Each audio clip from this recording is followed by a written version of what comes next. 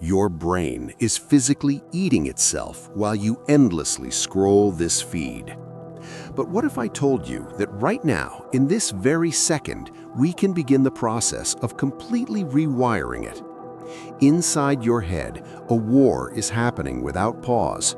Your prefrontal cortex is trying to keep you on this video, while your limbic system is literally begging you to close it and chase another hit of quick dopamine.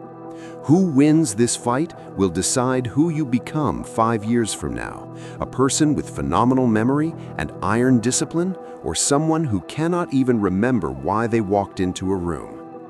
Today, we are going to hack the control system of your biological computer. I studied hundreds of hours of neurobiological research, reports on people who survived with half a brain, and neurosurgical protocols to put together one clear guide for upgrading your most important organ. We are used to thinking that the brain is something fixed, but it is not. Look at the story of Christina Sandhaus.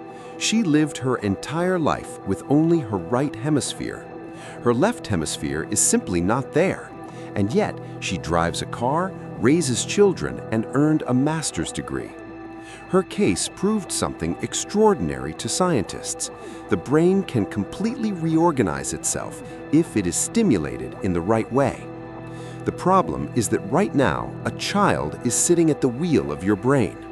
Your prefrontal cortex, the region responsible for planning and willpower, has existed in evolutionary terms for only a mere 100 million years. That is a moment compared to the ancient limbic system, which wants only to eat, sleep, and reproduce.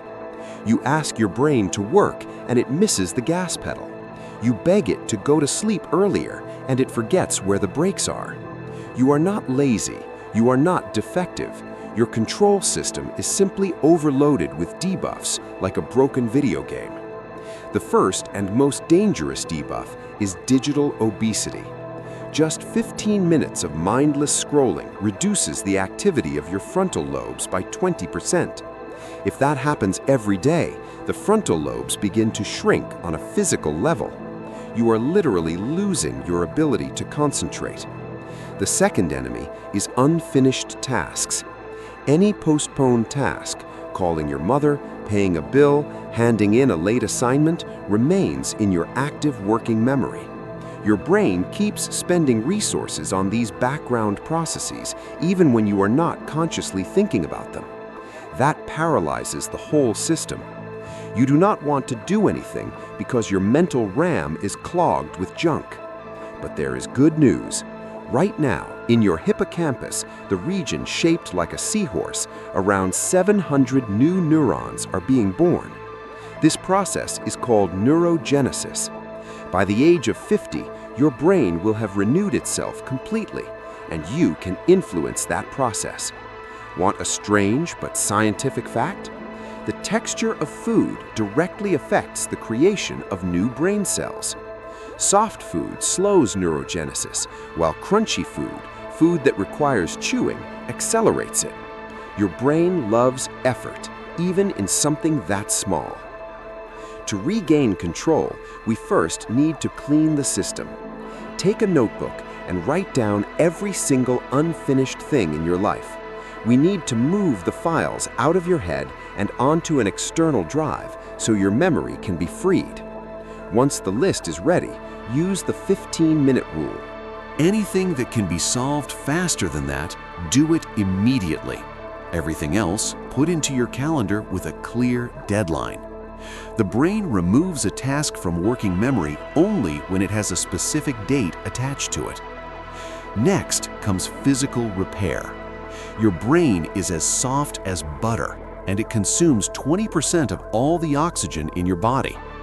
If you breathe shallowly or sit indoors all the time, your neurons begin to die. Walking is not just a walk, it is a way to restore the internal systems that synthesize neurotransmitters for the brain. 20 minutes of walking increases blood flow in the prefrontal cortex by 15%. Now, let's move to strength training.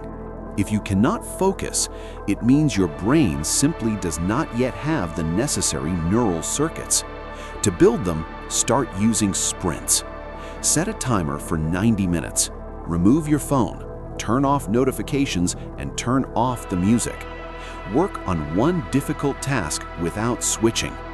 The first 30 minutes will hurt because that is your limbic system demanding dopamine. But it is exactly after that threshold that change begins. Blocks of concentration like this create new, dense synapses, physically turning you into a different person.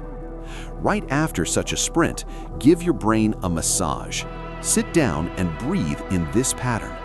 Inhale for 4 seconds, hold for 6, and exhale slowly for 8. This forcibly quiets your limbic system and helps consolidate the new connections. And one more thing, build in delayed gratification. Want to check notifications or eat something unhealthy? Wait 10 minutes. Every small victory like that is a brick in the construction of your new self. Remember this, your brain is a tool, it is not you. In an age of abundance, it becomes your enemy because evolution prepared it for scarcity. It breaks down under comfort. You need to deliberately create controlled crises, controlled difficulty for it. Only then will you be able to command these 1.5 kilograms of thinking metal. Protect your brain, because inside it are stored all your passwords, your dreams, and your very identity. Train it today so that tomorrow it starts looking for challenges on its own instead of running away from them.